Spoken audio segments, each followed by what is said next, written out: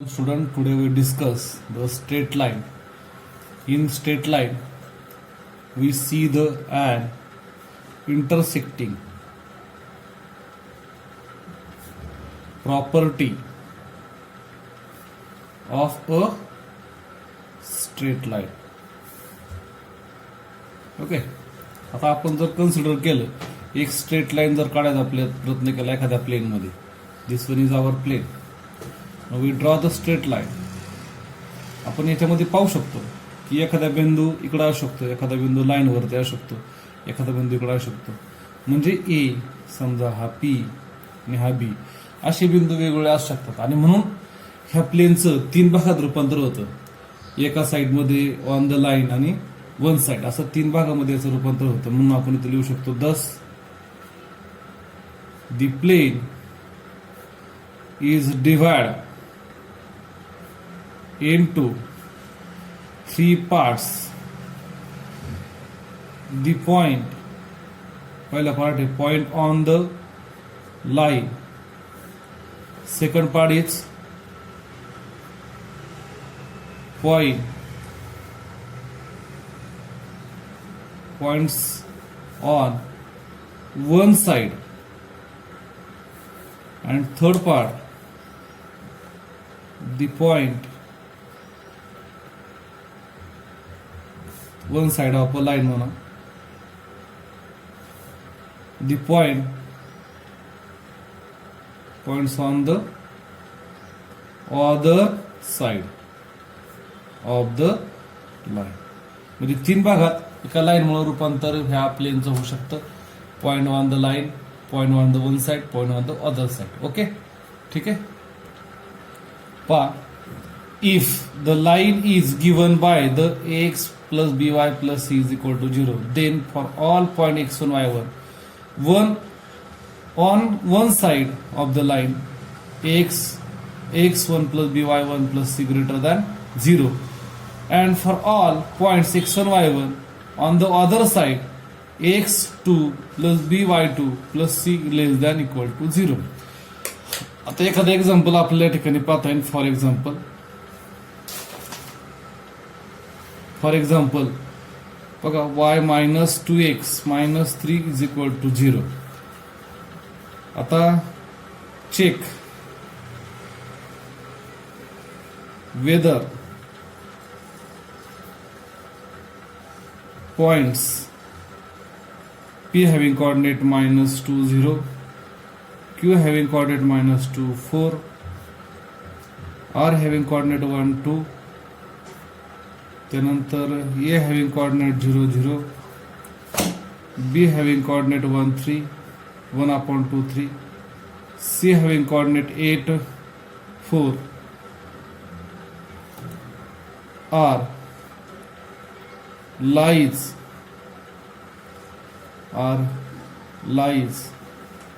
one or other side, one or other side. Okay, one और other side. आणि मग आता हे एक्झाम्पल आपल्याला पाहायचंय. काय होईल बघा, आपल्याला चेक करता येईल. याच्यामध्ये आपण किंमत ठेवणार आहे पी ची. आपल्याला एक पी साठी पी हॅव्हिंग कोऑर्डिनेट मायनस 2 0 काय होईल. इथं आलं एक वाय ची किंमत 0 -2 इंटू -2 -3 काय उत्तर आलं, लेस दॅन 0 आलं. कारण की -4 झालं, सॉरी +4 8. याचं उत्तर ग्रेटर दॅन 0 येते का, तर हे 4 - 3 विच इज ग्रेटर दॅन 0. मग एका साईडला आलं. ठीक आहे. Is of the one side of line, is of the one side of a line. Okay. आता त्यानंतर दुसरा पॉइंट आपण चेक करू. Q having coordinate -2 4. आता y ची किंमत 4 आहे. -2 इंटू -2 -3 बघा उत्तर काय येईल, तर 4 + 4 -3 उत्तर आलं 5 विच इज ग्रेटर दॅन 0. म्हणजे अशा पद्धतीने आपल्याला ते. आता तिसरा पॉइंट आपल्याला पाहता येईल. R having coordinate 1/2 5. ठीक आहे.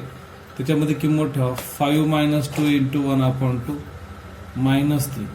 काय उत्तर येईल? 5 मायनस 1 मायनस 3. उत्तर आलं 1 विच इज ग्रेटर दॅन 0. म्हणजे आता इथं काय म्हणतात, हेन्स पॉइंट्स पी झालं, Q, R lies on one side of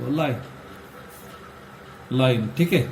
आता आपण हा 3 पॉईंट झाले. आता चौथा पॉईंट चेक करू. ए नावाचा काय पॉईंटची किंमत बघा.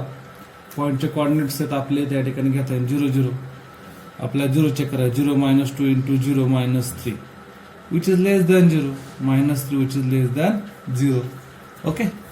आणि मग आता पुढे जायचंय मला. हा पॉईंट एका साईडला आला, हा ग्रेटर दॅन आहे म्हणून हे पॉईंट एका साईडला आले. बी वाला आपण चेक करू. 1/2 3.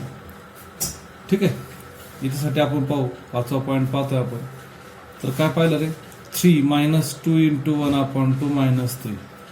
काय झालं रे? तर एक 1 आलं. हे 3 ह्याला गेट कॅन्सल झालं. मग विच इज लेस दॅन 0 आलं, म्हणजे -1 विच इज लेस दॅन 0. आपल्याला माहिती -1 लेस दॅन 0 असतो. त्यानंतर 6वं एक्झाम्पल आपण पाहू. सी वाला एक्झाम्पल 8 4. आपण वायची किंमत 8 घेणार आहोत. 8 इंटू -2 इंटू 4 -3. मग आता काय 8 -8 -3. 8 गेलं विच इज लेस दॅन 0 असं आलं. मग उत्तर -3 विच इज लेस दॅन 0. आणि मग -3 लेस दॅन 0 येत आहे.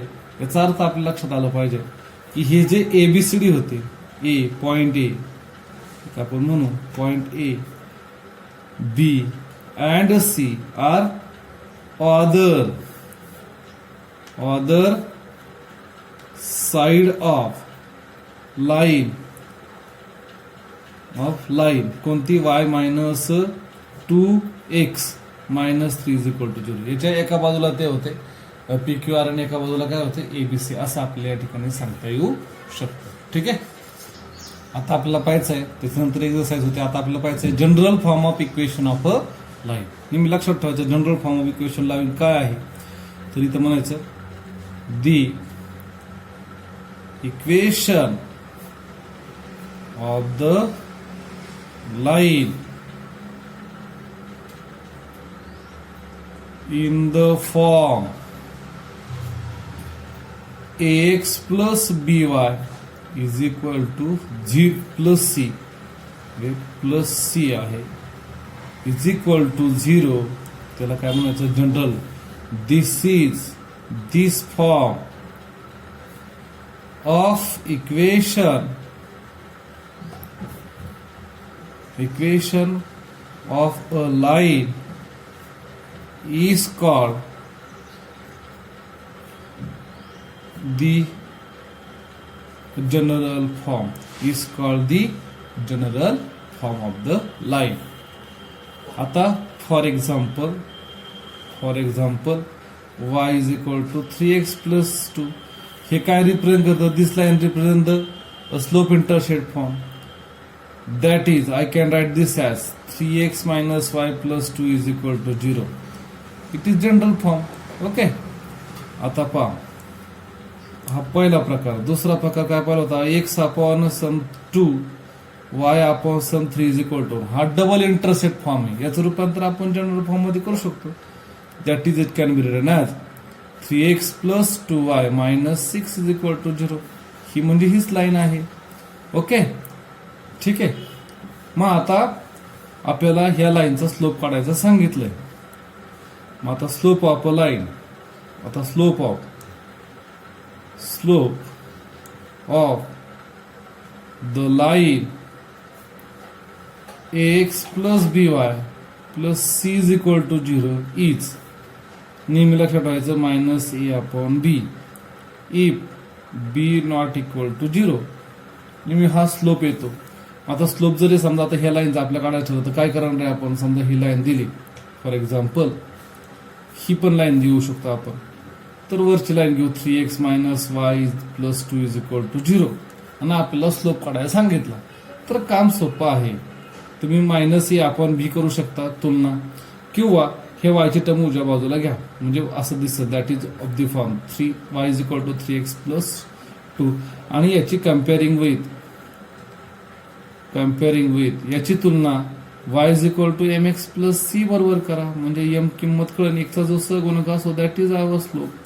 म्हणजे सहजरित्या आपल्याला स्लोप सांगता येऊ शकतो. कोणत्याही लाईनचा स्लोप काढता येण्यासाठी डाव्या बाजूला y is equal to mx plus c अशा फॉर्ममध्ये त्याचं रूपांतर आपल्याला करावा लागेल. आता दी एक्स इंटरसेप्ट आपल्याला फाइंड आउट करायचा. इंटरसेप्ट इज एक्स इंटरसेप्ट काढायचा असेल तर काय करावं लागेल रे? नेहमी आपल्याला माहिती वाय कॉर्डिनेट आपल्याला काय करतो 0 ठेवावा लागतो. म्हणजे उत्तर काय माहिती -c upon A if A not equal to 0. नेहमी लक्षात ठेवायचं एक्स इंटरसेप्ट काय असतं -c upon A. And the Y intercept आपल्याकडे एखाद्याने सांगितला इंटरसेप्ट इज तर लिहायचं -c upon B. -c upon B if b not equal to 0. This indicate the y intercept. Okay, हा स्लोप रिप्रेझेंट करतोय, हा x इंटरसेप्ट रिप्रेझेंट करतोय, हा y रिप्रेझेंट करतोय. हे लक्षात ठेवायचं. ओके, हे slope x intercept y intercept. ठीक आहे. आता आपण काही नोट याच्यामध्ये पाहणार आहोत. नोट, इफ समजा a इज इक्वल टू 0 घेतलं, देन काय होऊ शकतं? The line is parallel to the x-axis. जेव्हा a is equal to 0 असतो तेव्हा लाईन पॅरलल कोणाला असते? x अक्षाला असते.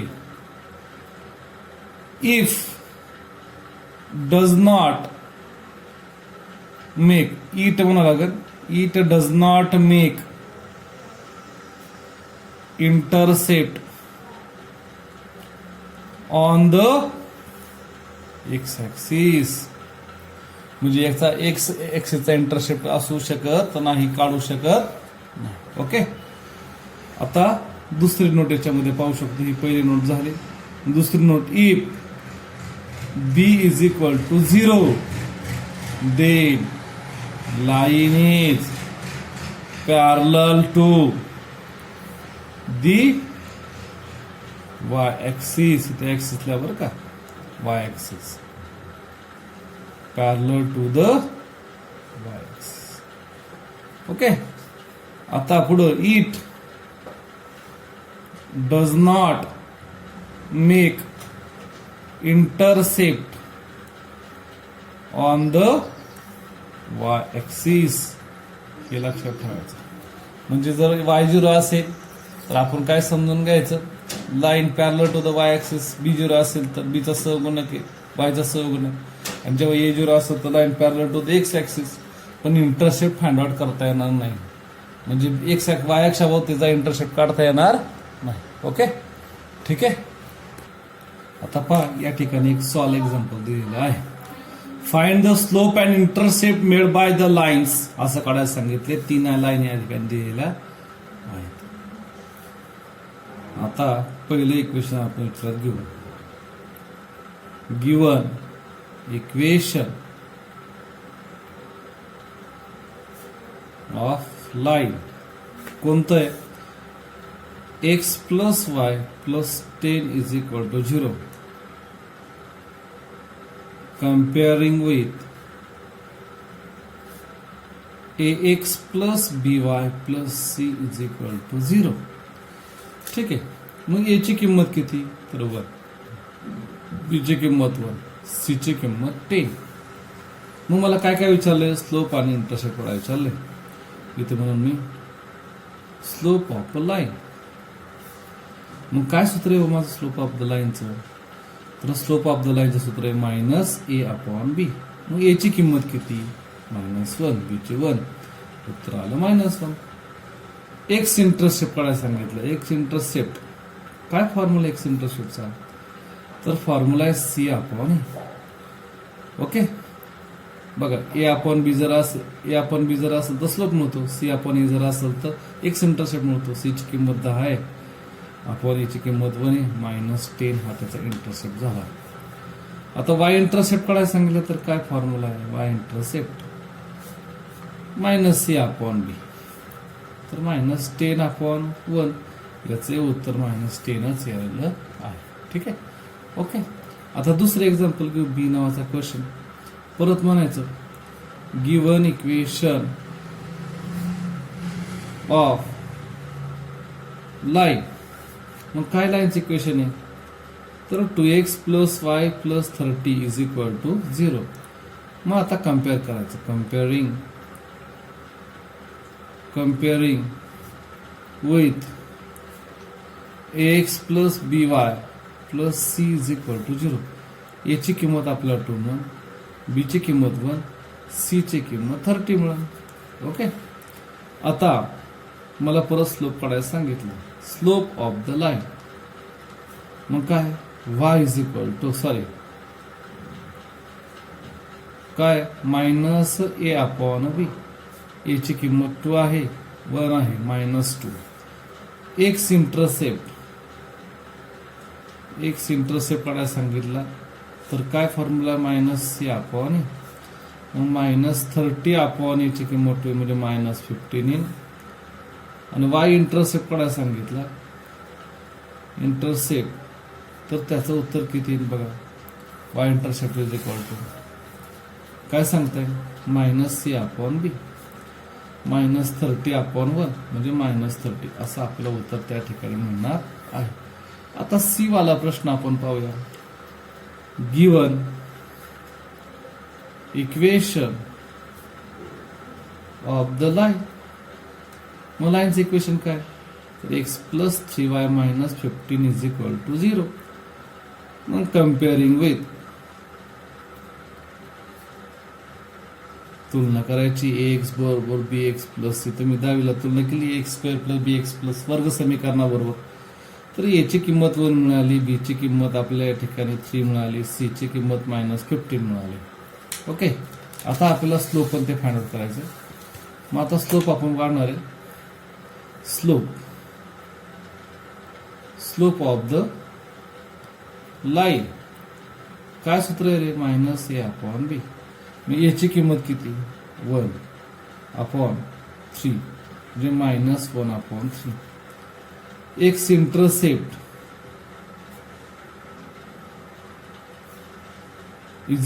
काय सूत्र आहे, -c/a. मग काय उत्तर आलं, सी ची किंमत आहे -15 अपॉन याची किंमत 1 आहे म्हणजे 15 उत्तर आलं. मग वाय इंटरसेप्ट काढायला सांगितलं, वाय इंटरसेप्ट -c/b. उत्तर आलं -15/3, उत्तर आलं 5. म्हणजे अशा पद्धतीने एक्स इंटरसेप्ट, वाय इंटरसेप्ट आपण सहजरित्या फाइंड आउट करू शकतो. ठीक आहे, फक्त तुलना करावं लागेल. पहा, एक्झाम्पल नंबर 2 आपल्याला या ठिकाणी पाहायचं. Find the acute angle between the following pair of lines. हे 2 लाईनीमधला ॲक्यूट अँगल काढायचा आहे. म्हणजे समजा फॉर एक्झाम्पल सोल्युशन आपण पहिलं घेऊया. Given equations of lines, 12x - 4y = 5 and 4x + 2y = 7. ह्या आपल्या 2 लाईनी आहेत आणि याच्यामधला आपल्याला थिटा फाइंड आउट करायचा. थिटा काढण्यासाठी आपल्याला कशाची गरज लागते, तर ह्या लाईनचा स्लोपला m1 म्हणून, याला m2 म्हणून. मग आपल्याला फॉर्म्युला माहिती आहे, त्या फॉर्म्युल्याच्या माध्यमातून आपल्याला याच्यामधला अँगल सहजरित्या फाइंड आउट करता येईल. मग आता काय म्हणायचं, पहिल्या लाईनचा स्लोप काढून घ्यायचा. Slope of line 12x - 4y = 15 is. कसं काढणार तुम्ही, मग तर तुम्हाला कम्पॅरिझन करावं लागेल वगैरे वगैरे, आणि मग तुम्ही स्लोप पर्यंत जाऊन पोहोचू शकता. मग आता कम्पॅरिझन केल्यानंतर बघा आपलं फॉर्म्युला काय, -b/a. याला इकडे जर घेतलं तर हा -5 होईल. आता आपण असं म्हणू शकतो -b/a म्हणजेच थोडक्यात काय, 4x तिकडे पाठवलं तरी चालू शकतं. उत्तर 12/3 a/b. आणि मग उत्तर बघा किती आलं. म्हणून m1 = a/b. आता याची किंमत इथं जर कम्पॅरिझन जर आपण केली तर उत्तर येतं 12, खाली येतं -4, उत्तर आलं 3. म्हणजे m1 ची किंमत आपल्या ठिकाणी 3 आल्यासारखं लक्षात येतं. अँड स्लोप ऑफ लाईन, कोणती दुसरी लाईन आहे, 4x plus 2y minus 7 is equal to 7 आहे, इज इक्वल टू 7. त्याला मायनस दॅट इज मायनस 7 म्हणलं तरी चालत. दॅट इज आपण कम्पॅरिझन करण्यासाठी 4x plus 2y minus 7 is equal to 0. मग आपला फॉर्म्युला काय, इज फॉर्म्युला काय रे, दॅट इज आवर m2 म्हणून त्याला मायनस a अपॉन b.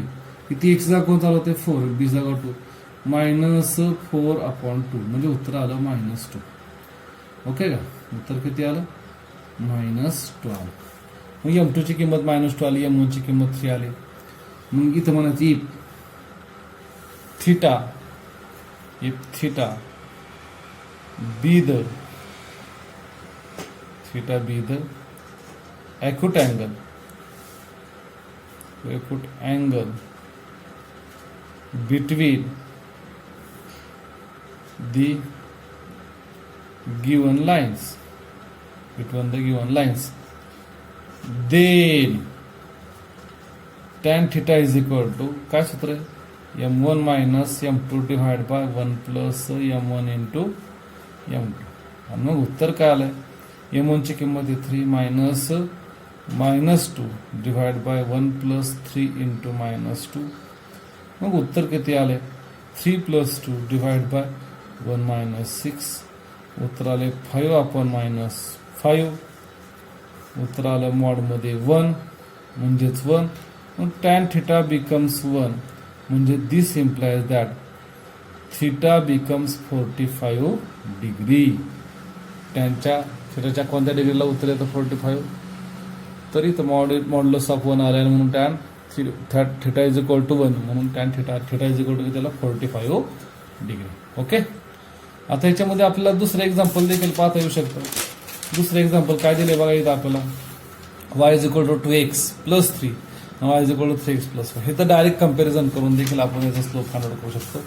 ते मग अशी आपण y is equal to mx plus c च्या माध्यमातून काढलं, y is equal to x plus b plus c च्या माध्यमातून काढलं. आता y is equal to mx plus c च्या माध्यमातून आपण स्लोप काढू. Second equation, second solution.